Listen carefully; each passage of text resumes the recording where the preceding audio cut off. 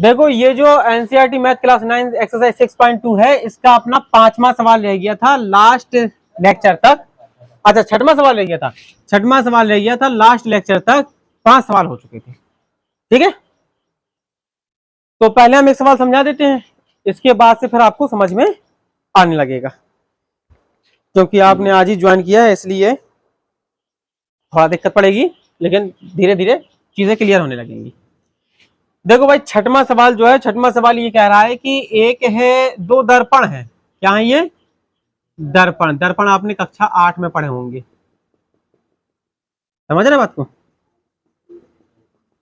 ऐसे। और इसने ये कहा है कि PQ और RS 2 दर्पण हैं जो एक दूसरे के समांतर रखे हैं।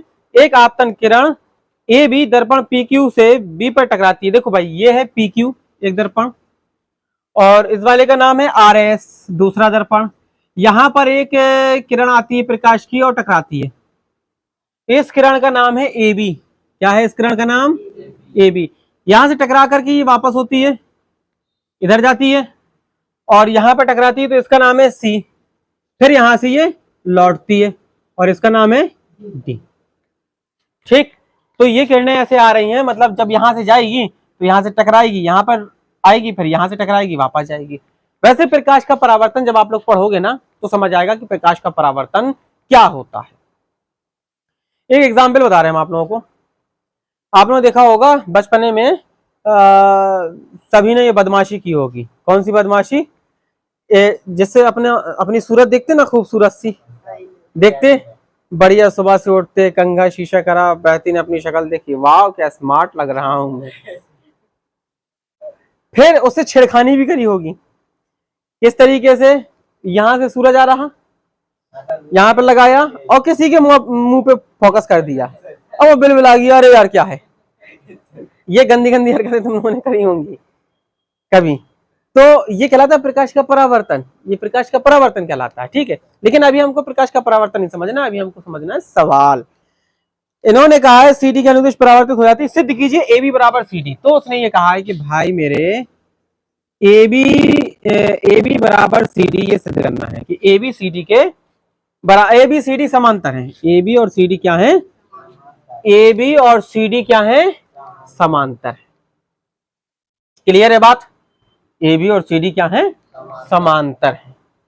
अच्छा PQ और RS समांतर है। PQ समांतर है RS के, ये वाला पोर्शन हमें सिद्ध करना है। ये तो भाई हमें सिद्ध करना है कि ABCD के समांतर होगी। अच्छा समांतर तो तब हो सकती, समांतर की एक प्रॉपर्टी ये होती है, विशेषता, ये 2 रेखाएं समांतर तब होंगी जब इनके एकांतर अंतःकोण या बाह्य अंतःकोण आपस में बराबर। एक सोचने वाली बात यह है, ये रेखा हमने ऐसे खींची और ये रेखा हमने ऐसे खींची, इन दोनों को इसने मिलाया, इन दोनों को क्या करा? इसने मिलाया। अब अगर और ये दोनों रेखाएं कैसी हैं? समांतर हैं। अगर मान लीजिए ये वाला कोण और ये वाला कोण बराबर हो जाए, ये कोण इस कोण की क्या हो जाए, तो ये रेखा इस रेखा के समांतर हो जाएगी, ठीक। अच्छा अब हमें क्या पता है? हमें ये पता है कि BC रेखा PQ को B बिंदु पर काट रही है और RS को C बिंदु पर काट रही है, मतलब ये कटनी रेखा है, समझ रहे? कटनी रेखा है, ये इसको काट रही है। तो काटने का मतलब ये हुआ कि ये वाला कोण और ये वाला कोण बराबर होगा, क्योंकि ये दोनों रेखाएं बराबर समांतर हैं और BC PQ और RS को काटती है। तो इसका मतलब ये, और ये क्या बनेंगे? ये एकांतर कोण बनेंगे, एकांतर अंतःकोण। तो हम लिखेंगे एकांतर अंतःकोण के बारे में अगर हम समझेंगे तो बेटा ये आएगा, देखो QBC कह सकते हैं हम इसे, या CBQ कह सकते हैं। मतलब मेन बात है हमें B कहना है, तो B को लाना है बीच में, B को लाना है और 2 छोर और पकड़ लेते हैं। जैसे किसी चीज को तुम टांगो रस्सी के सहारे, बाल्टी को टांगो तुम रस्सी के सहारे। एक बात बताओ, हमें बाल्टी नहीं है यहाँ पर, नहीं तो हम टंगवाते। अगर किसी चीज को जैसे मान के चलो ये गंदा सा रुमाल है, पता नहीं क्या है, कपड़ा है, और इसको तुम ऐसे टांगे हो, तो ऐसे टांगे हो तुमने, ऐसे छोर से ऐसे टांग लिया इसको ऐसे करके, तो दो छोर चाहिए तुम्हें, मैन मार बातें मार करके तुम टांगे हो, लेकिन चाहिए तुम्हें दो छोर, तो वो हमें बात कहना है बी की, और कौन सी बी की, ये वाली बी की, ये वाली बी की, बी का नाम तो ये भी हो सकता, बी का नाम तो ये भी हो सकता, बट ये वाली बी की, तो ये वाले बी की कहने के लिए हमें ये वाले छोर चाहिए। समझ रहे बात को? अगर मान लो हम एक ऐसा कोण बनाए और ये बिंदु भैया बी है, ये बिंदु कौन सा है, बी है, तो अगर ये वाला कोण बनेगा तो भी बी के नाम से जाना जाएगा, ये वाला कोण बनेगा तो भी बी के नाम से जाना जाएगा, और ये कोण बनेगा तो भी बी के नाम से जाना जाएगा। अगर हम कहें कि ये कोण कितना है तो आप कहोगे बी, ये आप कहोगे बी, तो फिर फर्क क्या हुआ इन तीनों कोणों में? फिर हमें चाहिए छोर,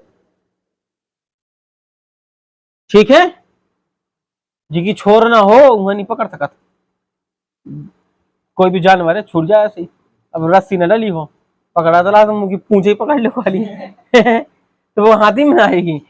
तो अगर इस वाले कोण की, अगर हम इस वाले कोण की बात कर रहे हैं, हम कायदे से नाम लेंगे ए बी, चलो इसे ओ मान लो थोड़ी देर के लिए, ए ओ बी या बी ओ ए, तो हमें पता चला कि हम इसी मोहल्ले में घूम रहे, इस मोहल्ले में घूम रहे, मोहल्ला, समझ रहे ना?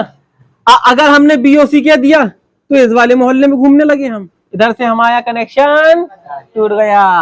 और सीओडी अगर हमने कहा, इस बात समझ में आई ना कि हमें कैसे बताना है, कैसे हम किसी दूसरे को कैसे समझा पाएंगे कि हम किस एरिया की कौन सी कोण की बात कर रहे हैं, ऐसे समझा पाएंगे हम, इसलिए नामकरण करते हैं। जैसे हम कहते हैं वो लड़का आया था बहुत मजे का था, और वो आया था, वो कौन आया था, कौन आया था, अब नाम ही नहीं है उसका, अब जब नाम नहीं है तो फिर कैसे बताओगे? तो इसीलिए हर चीज का एक पार्टिकुलर नाम होता है, एक पहचान होती है, ठीक है? तो भाई यहां देखो एकांतर अंतःकोण, तो हम क्या कहेंगे, क्यूबीसी कह सकते हैं या सीबी क्यू कह सकते हैं, सीबी क्यू बराबर होगा किसके? अब हमें ये वाला कोण चाहिए, तो इसका नामकरण हम कैसे करेंगे बताओ लो, इसका नामकरण आर सी क्यू कर दें, आर सी बी या बी सी आर, तो आर सी बी कर लेते हैं क्योंकि ये क्रिकेट की टीम है बढ़िया, आरसीबी, तो आरसीबी नाम रख लेते हैं इसका, ये दोनों आपस में बराबर है। ये बात क्लियर हो गई? अच्छा अब सुनो जरा, अब सुनना, ये दोनों तो ये वाला कोण और ये वाला कोण आपस में, सॉरी मतलब ये वाला कोण और ये वाला कोण आपस में बराबर हो चुका है, ठीक है? अब ये वाला पूरा भी बराबर कहलाएगा, इतना पूरा, और यहां से लेके इतना पूरा, ये भी आपस में क्या होंगे, बराबर होंगे। मतलब पीबीसी, पीबीसी देखो इतना बड़ा कोण, और यहां पर ये वाला बीसीएस, समझे? क्यों? क्योंकि ये भी तो एकांतर कोण है, अंतः ये भी तो अंतः एकांतर कोण है, तो पीबीसी बराबर है बीसीएस के, बीसीएस के। अब हमें एक बात बताओ, पीबीसी जो है, पीबीसी क्या, पीबीसी, और यहां पर है ए, देखो पीबीसी और यहां पर है ए, तो जो पीबीसी था, अगर हमने यहां से एक लाइन खींच दी, तो अब क्या पीबीसी को हम ऐसा नहीं लिख सकते कि PBA plus ABC, PBA plus ABC, बोलो लिख सकते ना? यहां पर हम लिखेंगे पीबीसी प्लस पीबीसी, पीबीसी नहीं PBA, sorry PBA plus ABC, ABC बराबर बीएससी, देखो ये है बीएससी, बीएससी जो कि ग्रेजुएशन के बाद होती है, ग्रेजुएशन के बाद कह रहे हैं, 12th के बाद होती है, बीएससी करते हैं लोग। एक डंडा खींच दिया, डंडा खींच दिया, तो क्या हम ऐसे ऐसा नहीं लिख सकते, बीसीडी प्लस डीसीएस, हो गया पूरा, बीसीडी प्लस डीसीएस, क्लियर है बात? अब सुनो, A B C, A B C, A B C, समझना, ये है आपके पास में ए बी सी प्लस इतना, और ये है आपके पास में B C D, B C D, और प्लस में है डी सी एस। अब हमें एक बात बताओ जरा, ये इतना कोण हमने ले लिया, ये दोनों का योग है, और इतना कोण और बचा, ये वाला कोण और ये वाला कोण आपस में कैसे थे? बराबर थे। कैसे थे? बराबर थे। तो इसका मतलब क्या हम ऐसा नहीं कर सकते और पूरी रेखा होती है 180 अंश की, 180 में एक ये शामिल है, एक ये शामिल है, तो एक कोण ये बना, एक कोण ये बना, एक कोण ये बना, बोलो बना ना। तो इसका मतलब ये हुआ यहां पर कि एबीसी जो है वो डीसीबी या बीसीडी के बराबर हो गया। एबीसी क्या हुआ? एबीसी बीसीडी के बराबर हो गया। इसी इक्वेशन में हमने रख लिया, ये है पीबीए, पीबीए प्लस एबीसी जो होगा त्यों बराबर, ये क्या है? बीसीडी, क्या है? और बीसीडी के बदले में क्या लिख लिया हमने?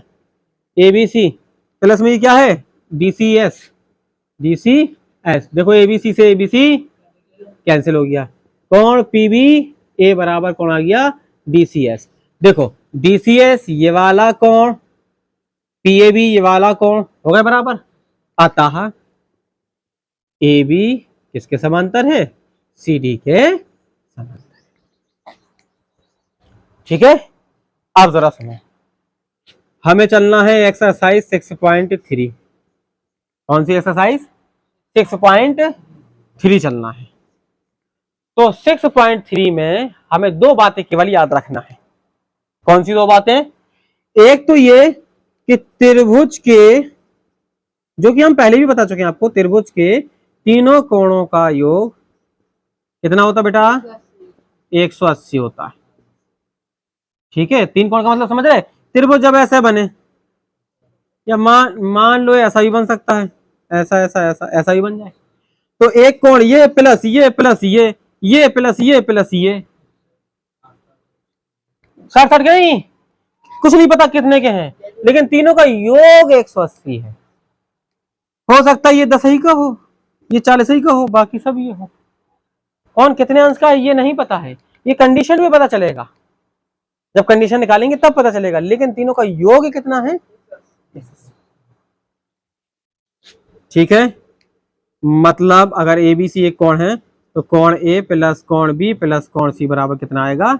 180। और दूसरी बात ये समझो, एक त्रिभुज है, क्या है? ये बनाया हमने एक त्रिभुज चुन्नू मुन्नू सा, ए बी सी इसका नाम है। हम कोई भी रेखा एक बढ़ाएं, एक रेखा हम बढ़ाएं, ये बढ़ाई हमने एक रेखा, क्या करा हमने? एक रेखा बढ़ाई। और जब हमने रेखा बढ़ाई तो यहां पर बहिष्ठ कोण बनेगा, बाहर, त्रिभुज के बाहर है ना ये कोण, त्रिभुज के बाहर है ना, तो जब त्रिभुज के बाहर है तो इसका नाम क्या है? इसका नाम है बहिष्ठ कोण। क्या नाम है इसका? बहिष्ठ कोण। इसे डी बिंदु मान लो। अब बहिष्ठ कोण जो होगा वो अंदर के दो कोणों के योग के बराबर होता है। अंदर कौन से वाले? इसके बगल में, इनके सगे भैया को छोड़ दो, इसके बगल में अंदर वाला जो कोण है वो ये है, ये है, ये सगा भैया है, इसको छोड़ दो, चाचा मामा के पास चले जाओ, इन दोनों के योग के बराबर होगा इसका मान। समझ रहे बात को? इन दोनों का योग इस कोण के बराबर होगा, मतलब कोण एसीबी, इसका मतलब ये वाले कोण की बात कर रहे हैं हम, कोण बीएसी प्लस कोण एबीसी, ऐसा होता है। ये ध्यान रखना है। तो फिर अपन लोग पहले क्वेश्चन पे चलते हैं और पहला क्वेश्चन देखते हैं कि क्या है पहले क्वेश्चन में। 6.3 का पहला क्वेश्चन, ये हिलाना ना बबुआ, गड़बड़ हो जाए। एक बनाई है आकृति त्रिभुज, ठीक है, और इनका नामकरण है P Q R S T, P Q R, ये है एस और ये है T, P Q R S T. ठीक, अब इन्होंने कहा है कि पी क्यू आर की भुजा पी क्यू पी और आर क्यू को बढ़ाने से क्रमशः एस और टी बिंदु मिलते हैं। चलो मिल गए अपन को। यदि S P R 135, S P R कहाँ है देखो बेटा, एस पी आर कितना है 135 अंश, यहां लिख भी लेते हैं एस पी आर बराबर 135, right. P Q T 110, P Q T ये वाला है 110, क्लियर है ना बात। अब उन्होंने कहा पी आर क्यू कितना है, पी आर क्यू कितना है, ठीक। पी आर क्यू ये वाला पूछा, कौन सा पूछा, ये वाला कौन पूछा, एक अकेला पूछा। और ना तो हमें इसका पता है और ना ही हमें इसका पता है। और अगर इन दोनों का पता चल जाए तो 180 में से अगर हम घटा दें दोनों को तो तीसरा अपने आप निकल आएगा। जैसे एक लड़का है ए, एक लड़का है बी, एक लड़का है सी, एक लड़का ए, एक लड़का बी और एक लड़का सी, और हम कहें कि इन तीनों के पास 180 रुपए हैं। तीनों के पास कितने हैं, तो सी के पास कितने रुपए हैं, तुम्हें कैसे पता सी के पास कितने रुपए हैं। लेकिन अगर हमने ये कह दिया कि ए के पास 50 रुपए हैं और बी के पास 60 रुपए हैं, तो सी के पास पक्का पता चल जाएगा ना। 180 में से इन दोनों घटा देंगे तो सी के पास आ जाएगा ना 70 रुपए। तो इसी तरीके से इस वाले कोण का पता कर लें, इस वाले कोण का पता कर लें, अगर पता चल पा रहा हो तो, और दोनों को योग करके 180 से घटा दें, आर अपने आप भगत गली आ जाए तुरंत ही। देखो तो फिर पूरी रेखा कितने की, 180 की, इसमें एक हम ये खींच दें, ये वाली लाइन खींच, ये एस है, ये पी है, ये आर है, ये 135 निकल गई। ये कितने बचे, कितने बचे 45। देखो ये बना था, ये था और ये था, ये लाइन खींची, ये 110 था, 70 हुआ कि नहीं, बोलो हुआ।